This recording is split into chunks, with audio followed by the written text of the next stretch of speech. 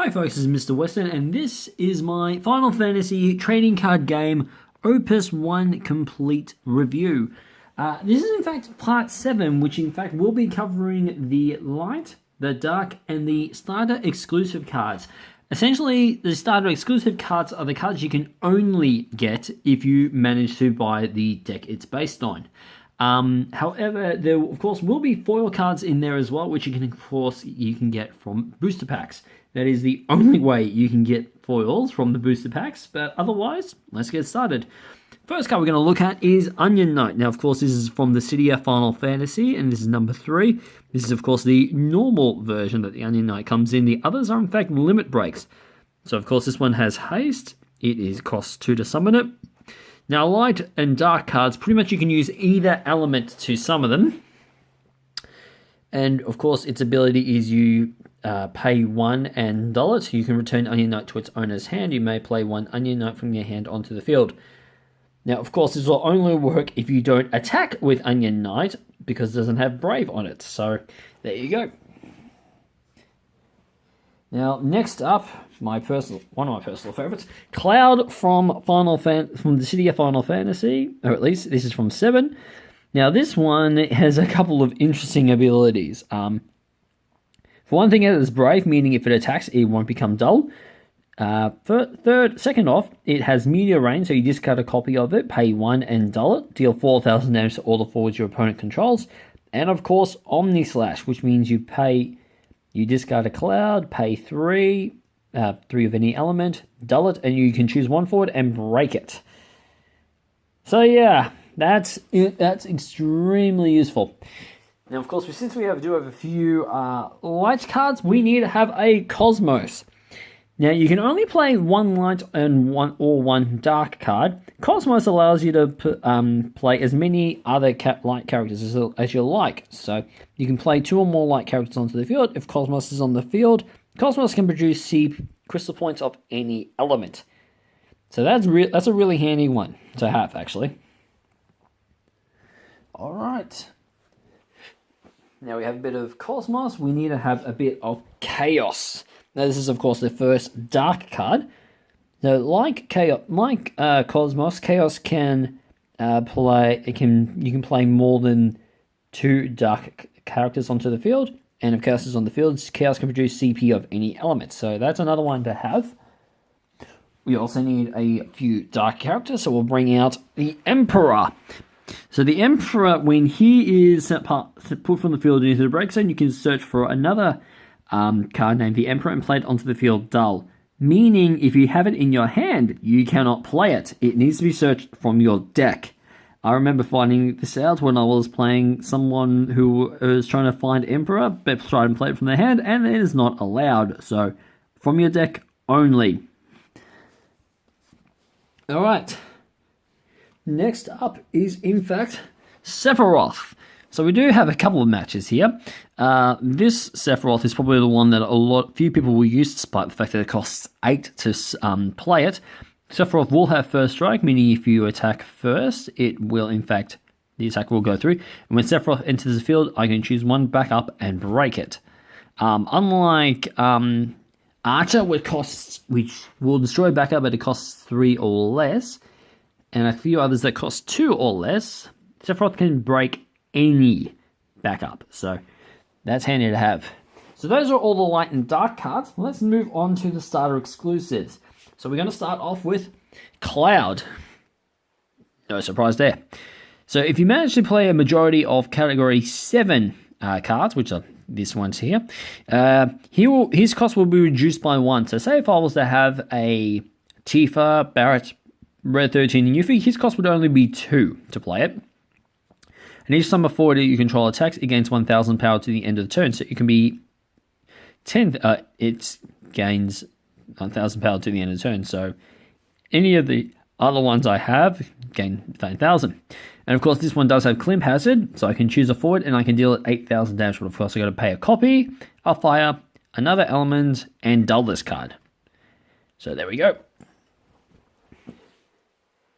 Next up is Zangan from Final Fantasy VII. This is in fact Tifa's instructor in the game. So of course, because of that, his EX burst is if he enters the field, you can search for one Tifa card and add it to your hand. The card named Tifa, of course, 4 or less you control gains haste, of course, when he's on the field, which, of course, will bring up the next card, which, not surprisingly, is Tifa from Final Fantasy VII.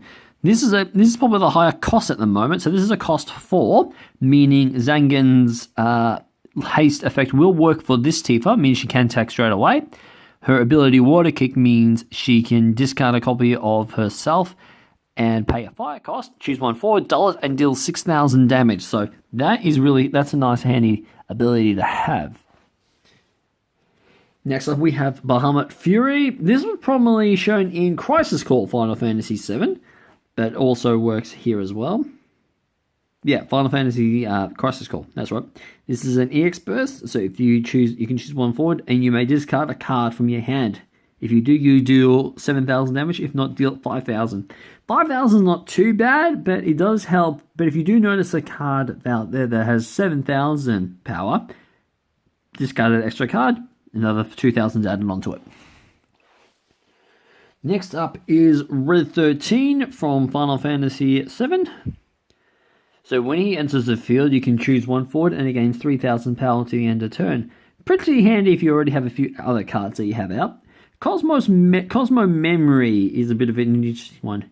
You can deal 6,000 damage to all the forwards your opponent controls, which could pretty much wipe their field, but the cost of it is pretty high as well. So you just got a copy, you pay 4 fire, and dull this card as well. So that can be handy, but I'm not 100% sure though. Alright, next up we have Sid Reigns from Final Fantasy XIII. So when he enters the field, you can choose a dull forward your opponent controls and deal 4,000 damage. Which is not too bad, actually. And when he's put from the field in the break zone, your opponent discards one card from their hand. That's actually pretty good. Next up we have, let's bring this out, Jill Nabat. So I've seen her being played effectively, very effectively, because when she does enter the field, you can choose up to 2 forwards, freeze them. You can then, of course, also play Sadistic Surge, where you discard a copy of her, pay an ice, and dull her. I can choose another forward, dull it, and freeze it. So that's quite handy to have, and has lost me a few games, unfortunately. Next up we have Snow from Final Fantasy XIII. So when he blocks, I can choose a forward and dull it. So if someone does attack, I can bring this one. If I have 2 forwards, if my opponent has 2 forwards, I have just Snow. I can use him to block an attack and dull the other person. And of course I can also use Vendetta. Until the end of the turn, Snow gains 2,000 power and first strike, meaning I could deal 9,000 damage and straight away. And I can only use this ability when Snow is blocking. Now, of course, we have Snow. We, of course, need Sarah from Final Fantasy XIII. In particular, this one is from Final Fantasy XIII 2. So when she enters the field, your opponent discards one card from his or her hand. So there we go. That's that. We've already seen a few of those already with that effect. It probably costs a little bit less as well. But, of course, this is a starter exclusive card, so it's not too bad to have. Next up is Moogle from Final Fantasy XIII, but of course 13 too. So when he enters the field, you may search for one category 13 forward and add it to my hand. Which of course, the first few cards I've shown, you can do that. Next up is Brother from Final Fantasy X. Now I believe, I'm not 100% sure because I've not played this one. He might be from 10 too. So like Mog, you can search for a category, now this one is 10, and add it to your hand. Next up is Velafor from Final Fantasy X. So I can do 3,000 damage to all the forwards my opponent controls, and if I control Luna, I can activate the backups. So say if I was to have a unit as a backup or a forward, and I have her, use Velafor, I can pretty much activate the backups I control instead. I could probably use them to either use it for abilities or summon another monster or something. Summon another summon, that's all. we have Pain from Final Fantasy X, of course, 10-2 in this instance. So when she enters the field, if you control Yuna, I can draw a card. And of course, when she enters the field, I can choose 3 backups to your control. And if I have Riku, I can activate them as well. So if I pay 3 to summon Pain, if Riku's already on the field, I can get them back. Next up, we have Boralai from Final Fantasy X. If I can dull him, I put him into the break zone. I can choose 2 forwards and activate them. So say if I was in my second phase, Boralai is there. I know my opponent's going to attack. I can activate my 2 forwards and bring them back. Next up, we have Riku from Final Fantasy X. In this instance, 10-2. So it does help to have Yuna and Riku, Yuna and Pain here as well, because they're part of the main characters for 10-2. Well, you play as them mainly. So of course you have Riku. She gains 2,000 power and cannot be chosen by summons. If you control Pain, she gains another 2,000 and cannot be chosen by abilities. So those three cards, Pain, Riku, and Yuna, are not as necessary to play this card effectively. Next up, we have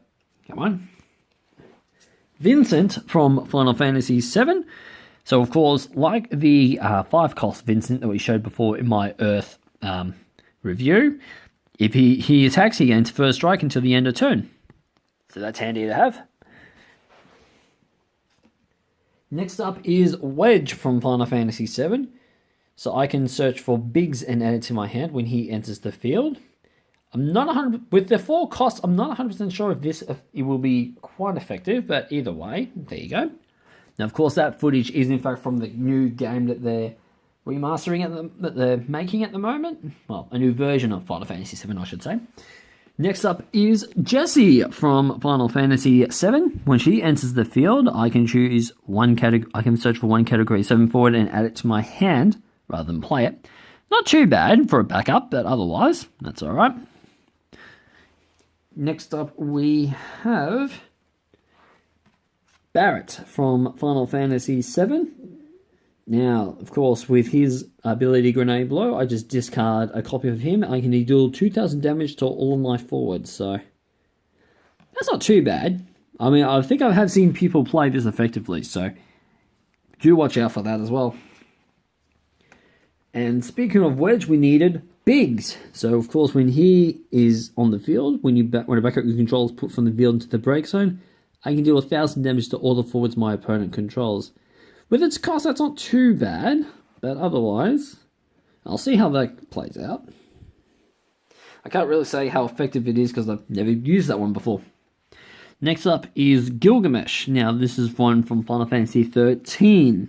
So he cannot be thrown to the opponent's hand by opponent summons or abilities. The only way he'll be able to return would be via him doing would be someone to do actual damage to him. So and of course if you pay 2 lightning, he gains 1,000 power to the end of turn. And if you use Divider, I can choose a forward, break it. You can only use his ability to have receive 4 or more damage. So there you go. Next up, we have Noel from Final Fantasy XIII, in this instance 13-2. If I have Sarah on the field, he gains 2,000 power. So 3 costs at 7,000, that's alright. But he also has haste as well, so he can attack straight away the turn that he's summoned. Called onto the field, sorry. Next up, we have McQuay from Final Fantasy XIII. So I can dull him and pay a lightning. I can choose one attacking lightning forward against first strike until the end of turn. So I could potentially have Null if someone decides to attack. That's not too bad. Now, speaking of a lightning forward, we have Lightning from Final Fantasy XIII.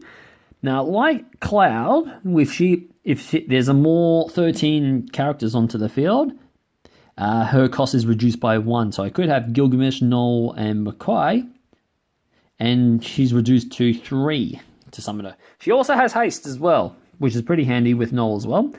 So when she deals damage to your opponent, I can choose a forward they control and dull it. Next up is Rigdia from Final Fantasy 13. So when he enters the field, I can choose an active forward, not a dull forward, and I can deal 3,000 damage. And when it's put from when it is put from the field into the break zone, I can choose another forward opponent controls and dull it. So essentially, if I break a forward due to his ability, I can dull another card my opponent has. Here we go. Next up is Shu Yin from Final Fantasy X. I believe he shows up in 10 too. So when he enters the field, I can choose one forward of cost 3 or less my opponent controls, and I can turn it to its opponent's hand. This is essentially Leviathan at a slightly lesser ability, but otherwise, that's okay. Because I'm sure there's quite a few of them. Next up we have Titus from Final Fantasy X. Like Lightning and Cloud before him, the amounts is reduced by each category 10 that they are there. And if I control Yuna, he also gains Brave, meaning he can't be dulled when he attacks. And if the forward Yuna is put from the field in the break zone, forward Yuna, not backup Yuna, we'll get to that in a moment, I draw 2 cards as well. So we need a forward Yuna. This is where this one comes in. So when she casts a summon, when a summon is cast, I can dull Yuna, and if it is active, and if I do so, I can draw a card, and the effect will only trigger once per turn. So I could potentially bring Yuna back, but if I summon another summon, I can't use that to dull her again and draw another card. Next up is Lean. Oh, come on. Lean. I think I'm not 100% sure you pronounce that. I haven't played 10-2 yet. So when my opponent casts a summon, I activate Lenny. So if it's down like so, I can activate it, meaning I can use another ability or so. So that's not too bad. And last up, Waka from Final Fantasy X. So when he attacks, I can choose a forward your opponent controls, including him. That actually counts. It gains 1,000 power to the end of turn. So essentially, it's a 9,000 cost. It's 9,000 power for a 4 cost. So that's not too bad. And I can also use status wheels. So I discard a copy of him, pay a water. I can choose a forward. Its power becomes 1,000, and it loses all of its abilities. Now that is all of the cards for the light, dark, and starter deck, but I figured there was in fact one more card I decided to show as well. Not really as important, considering what it's about. It's this one here. This was actually giving out as a promo for the game when it came out at PAX Oz. You notice it's a 001. It's definitely not playable because there's no cost for it and no abilities as well. This is pretty much a QR code that you can use, and it will bring you up to the page as well, to the page here listed. So that's a nice little gift that they had as part of PAX 2016 when the game was launched. I can't remember the date off the top of my head, but I believe it was in fact November. It was the first weekend of November. First Friday, I should say. But otherwise, because of this, I managed to get all the starter cards and a booster box as well. So that's 3 boosters down. That's 3 booster boxes, 3 starter packs, 3 starter decks, all for Opus 1. So, time to bring on Opus 2, which will be coming out in March as of this recording. This is now February, the 1st of February. This is Mr. Weston. I'll see you guys next time. Bye.